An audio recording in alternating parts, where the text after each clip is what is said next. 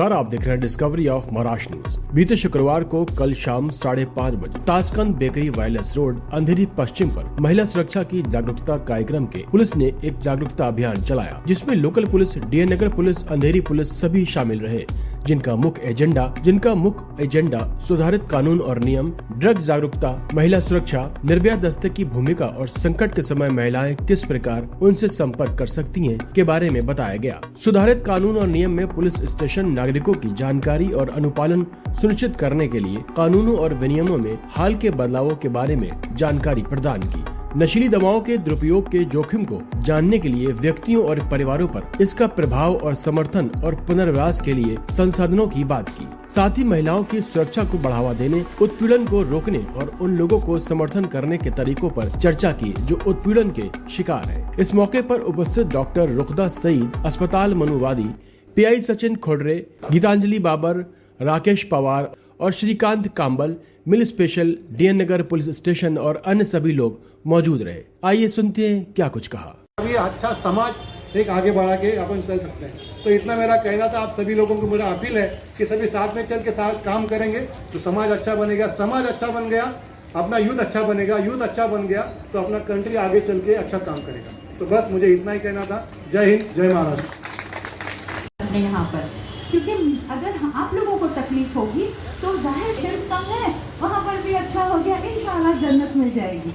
तो आप भी वही कीजिए, खुद खुश रहिए, खुद तंदुरुस्त रहिए और दूसरों को भी इसके बारे में बताइए। मैंने आज मेरे रिक्वेस्ट की है हमारे काउंसलर को जो जीटी हॉस्पिटल में काम करते हैं, क्योंकि बहुत लोगों को बीमारी हो गई। अब मैं यहाँ पे खड़े रह के बोल रही हूँ बीमारी हो गई, इलाज करो, तो मगर इलाज कैसे किया जाए, तो वो हम खुश हों। तो मेरे घर वाले खुशी से नहीं कर ही लेती हूँ, क्योंकि नहीं करूँगी तो कैसे चलेगा। और अगर मैं एक्सरसाइज नहीं करूँगी तो मेरे पेशेंट्स को कैसे बताऊँगी कि एक्सरसाइज करो। तो ये बहुत इम्पॉर्टेंट बात है कि हम ये इसको जड़ से निकालें। कभी कभार हम गम गलत करने के लिए नहीं करते हैं। मैं लड़की हूँ, मेरा भी ब्रेकअप होता है। मेरे दोस्त मुझे नहीं बोलते हैं चल सुट्टा मारते हैं, मेरे दोस्त मुझसे नहीं बोलते हैं कि चल गम गलत करने के लिए पी लेते हैं। और अगर पी लूँगी तो ब्रेकअप से मेरा हार्ट ठीक हो जाएगा क्या? वो आ जाएगा वापस? नहीं आएगा ना। तो मैं क्यों कर रही हूँ? मुझे अगर दुख हो रहा है तो वैसे ही मुझे परेशानी है, उसके ऊपर से मैं ऐसे आग पे केरोसिन। यहाँ पे आपने देखा कि सर ने बोला कि हम ड्रग्स के बारे में, क्योंकि हम जो कहते हैं कि जब हम कम 15 साल की हूँ और अगर मैंने सिर्फ ब्रेन है परमानेंटली चेंज हो जाता है, उससे उस तरह से नहीं होगा। अच्छा, वो परमानेंट प्रोसेस होंगे वो हम पहले से तो बता नहीं सकेंगे। ये हो सकता है कि किसी की शख्सियत में फर्क पड़ जाएगा। मैं जॉइंट लूँगी तो फिर मुझे ब्राउन शुगर हो जाता है, अगर ब्राउन शुगर करूँगी तो फिर वो मैं कोकेन के लाइन्स करूँगी और जाहिर सी बात है बढ़ता ही जाएगा। तो पहली बात ये है कि ये नहीं है कि सिर्फ आदत है, मैं बिगड़ गई हूँ, मेरा विल पावर अच्छा नहीं है, मेरा ईमान कमज़ोर है, मुझे पता है मैं हराम काम कर रही हूँ, मुझे पता है मैं मेरा घर फूंक लो, तो उससे भी एडिक्शन हो सकता है। और अगर एक बार एडिक्शन हो गया मतलब कि आपको ये बीमारी हो गई है, फिर आपको वो एक जॉइंट से काम नहीं चलेगा, फिर आपको वो एक लाइन से काम नहीं से चलेगा, आपको 4 चाहिए, 5 चाहिए। इस वजह से आपके दिमाग पे और बॉडी पे असर होगा। बहुत लोगों को ऐसा लगता है कि बहुत नॉर्मल सी चीज़ है, सिर्फ एक नॉर्मल सी सुपारी ही तो खा रहे हैं, रजनीगंधा बिना तंबाकू के खा रहे तो थोड़ी ना कोई नशा होता है। लेकिन जैसे मैम ने बताया कि एक गेटवे है, एक शुरुआत। आज बच्चों के अंदर बहुत कॉमन हो गया है वेप पीना। इलीगल है लेकिन मिल जाता है वेप पीना। और हमारे समाज में बहुत कॉमन हो गया है हुक्का पीते हैं। घर में अब्बू के सामने सिगरेट नहीं पी सकते लेकिन हुक्का तो पी सकते हैं ना, हुक्का पीने में कोई हर्ज नहीं है। यही सारे जो गेटवे होते हैं ना, ये गेटवे आपको एक रास्ता दिखाते हैं आगे चल करके लो सेल्फ एस्टीम पे आप कहाँ जाते। सबसे पहले तो अपना नाम। मोइनुद्दीन पेटीवाला मेरा नाम। कौन से हॉस्पिटल से? जीटी हॉस्पिटल है जो मार्केट पे फोर्ट पे, वहाँ पर ड्रग ट्रीटमेंट क्लिनिक है, वहाँ पर मैं एज अ काउंसलर काम कर रहा हूँ पिछले 1 साल से। और मैडम ने पेशेंट आपके हॉस्पिटल में आते हैं जी, तो कौन से नशे में वो आदत होती है, उनकी कौन से नशे की आदत होती है, कैसे वो नशे लेते हैं, आप लोगों को ट्रीटमेंट करने के लिए जब आते हैं तो क्या लगता है? अब नशे तो ऐसे हैं कि बहुत सारे नशे हमारी सोसाइटी के अंदर हम उसको कंसिडर ही नहीं करते। जैसे कोई इंसान अगर गुटखा खा रहा है, सिगरेट पी रहा है, तंबाकू ले रहा है, तो उसको तो हमने नशे की कैटेगरी से ही हटा दिया है कि वो नशा तो होता ही नहीं है, जबकि वो ही एक गेटवे होता है, जैसे मैडम ने बताया। और उसके अलावा शराब भी जो है वो ओकेजनल पीते हैं, वहाँ से शुरू करते हैं और फिर उसके बाद में जब बहुत ज़्यादा हालत ख़राब हो जाती है तो फिर वो अंग्रेज़ी शराब से देसी पर आ जाते, फिर तौड़ी पर आ जाते और उनकी हालत और ख़राब हो जाती है। शराब शुरू, आजकल तो कुछ अदब अजब ही नशे, अलग अलग ही नशा है। बहुत सारे नशे अब तो ऐसे हो गया है कि जो मेडिसिन के नशे करने लगे हैं बच्चे। अभी यहाँ पर तो बहुत कॉमन हो गया है, बच्चे कहते हैं बटन लेते हैं, हमारे यहाँ पर मुंबई में उसको बटन कहते हैं। मेडिसिन वाले नशे करते हैं, फिर उसके बाद में ओपियोइड्स के अलग अलग फॉर्म आ गए हैं, तो फिर वो गरद पीते हैं फॉइल पेपर पर। बहुत उसके जो असरात है वो बहुत ख़राब है। और ऐसे नहीं है कि इसके ट्रीटमेंट अवेलेबल नहीं है, इसके ट्रीटमेंट अवेलेबल है, अस्पतालों में ट्रीटमेंट अवेलेबल है, साइकियाट्रिस्ट के पास इसकी दवाइयाँ हैं। अगर अफोर्ड नहीं कर पाते बच्चे, 150 रुपए की पुड़ियाँ खरीदते हैं 10, 1500 रुपये का दिन में नशा कर सकते हैं, लेकिन 500 रुपये की दवाई अफोर्ड करने के लिए घर वाले कहते हैं कि हम अफोर्ड नहीं कर सकते। तो कोई दिक्कत नहीं, हमारी सरकारी अस्पतालों में आकर के काम करवा ले, ट्रीटमेंट करवा ले, बच्चे ठीक हो जाएंगे वक्त के साथ में।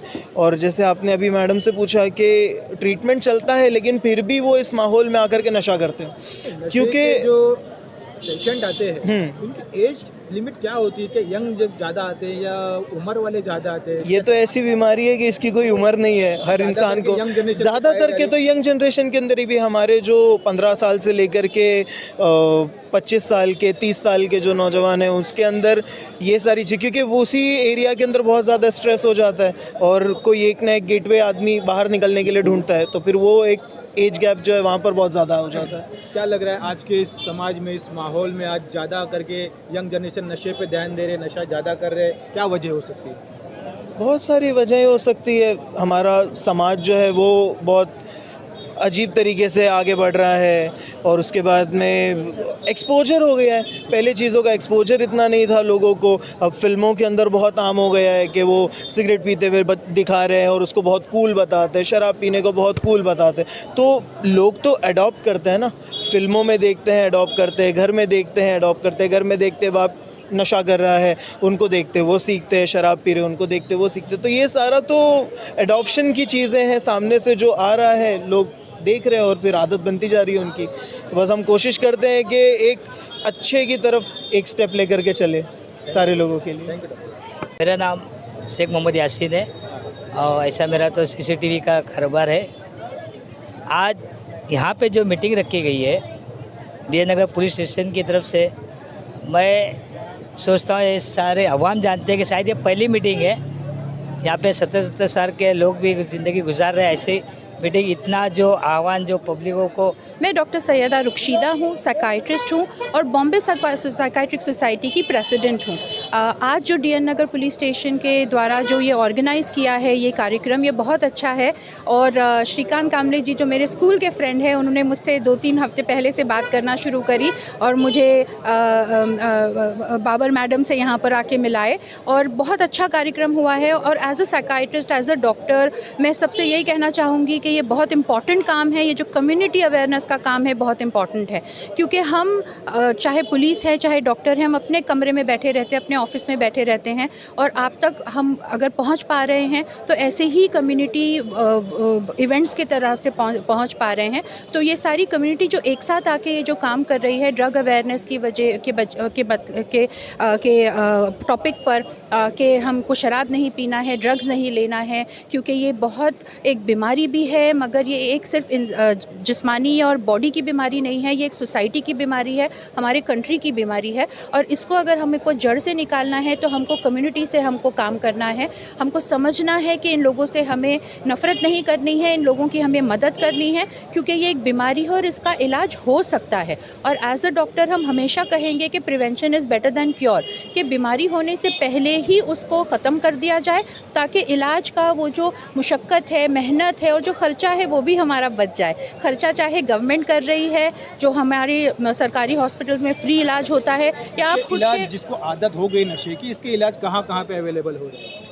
अगर जिन लोगों को अगर ये बीमारी हो गई है, नशे की बीमारी, चाहे वो गुटखा खाने की बीमारी है, शराब की बीमारी है, ड्रग्स की बीमारी है, उसका इलाज ज़रूरी है और इलाज हर जगह हो सकता है। अगर आपके पास पैसे कम हैं तो आप सरकारी इलाज कराइए, आप KEM, Cooper, Nair, JJ hospital आप जाइए। हम में से किसी को नशे की बीमारी है तो हम नशे का इलाज करना हमारे लिए ज़रूरी है। आप ले जाइए उनको, आप खुद चले जाइए कोई भी हॉस्पिटल में, 10 रुपये का OPD पेपर निकालिए, वहाँ पे साइकाइट्रिस्ट से मिलिए, वो आपका जांच करेंगे, इलाज करेंगे, दवाइयाँ देंगे। और जिन लोगों को एडमिशन करने की ज़रूरत होगी, हॉस्पिटल में एडमिट करके इलाज करने की ज़रूरत होगी, वो भी होगा। काउंसलिंग भी करेंगे और इससे दवाइयों से और काउंसलिंग से और फैमिली के सपोर्ट से इलाज मुमकिन है।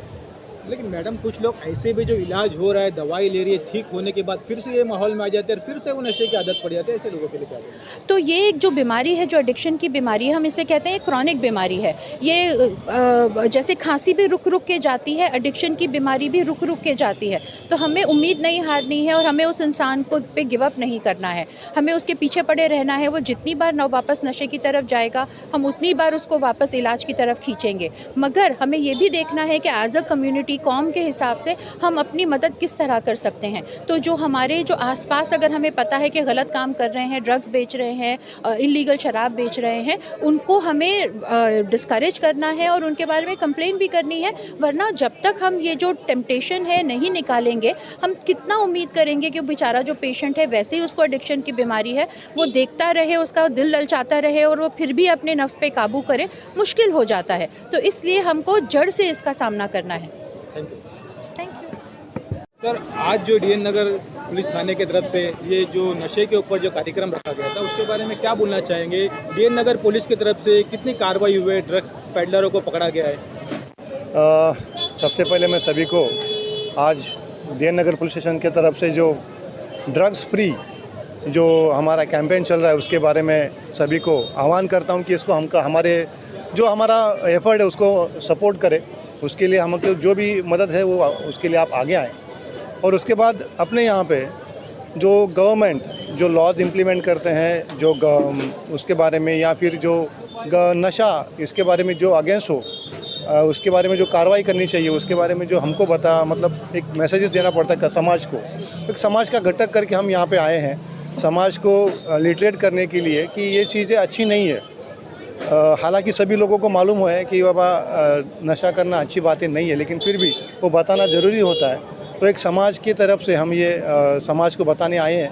और साथ ही साथ हमने हमारे साथ डॉक्टर्स लोग को भी लाए हैं जो नशा एडिक्ट होते, जो नशे के जो एडिक्शन होते हैं जो लोग, उनको मेन फोर्स में, मेन स्ट्रीम में लाने के लिए क्या करना होता है, उसके बारे में जो इलाजेस है, जो ट्रीटमेंट्स है, वो बताने के लिए हम आज यहाँ पे आए हैं।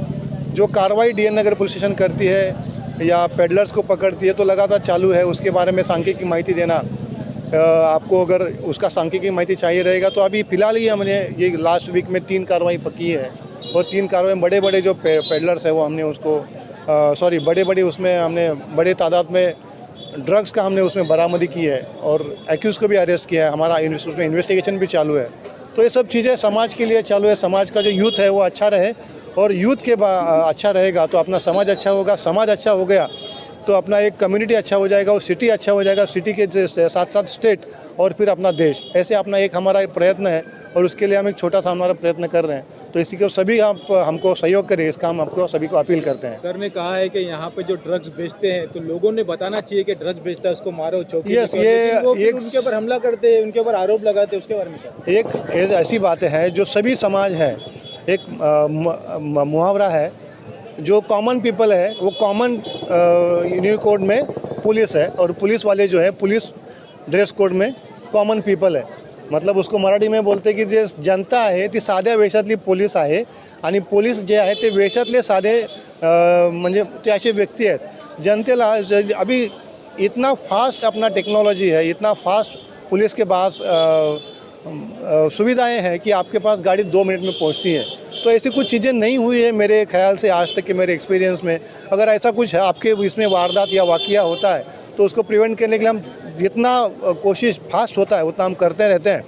और साथ ही साथ हमारे पास महिलाओं को सुविधा देने के लिए, ज्येष्ठ नागरिक को सुविधाओं देने के लिए और सभी नागरिक को सुविधा देने के लिए हमारे पास न्यू गैजेट्स आए हुए हैं जो within 2 minutes, within 3 minutes, within 4 minutes spot पे पहुंचते हैं। तो ऐसी कुछ चीज़ें नहीं होती है और ऐसी चीज़ें और ऐसे कुछ ये होगा तो हमको आप 100 नंबर पे या जो भी हेल्पलाइन है उस पर आप हमको संपर्क कर सकते हो। जितना आपको सपोर्ट देना है उतना हम कर सकते हैं। Yes, thank you. नमस्कार, आप देख रहे हैं डिस्कवरी ऑफ महाराष्ट्र न्यूज।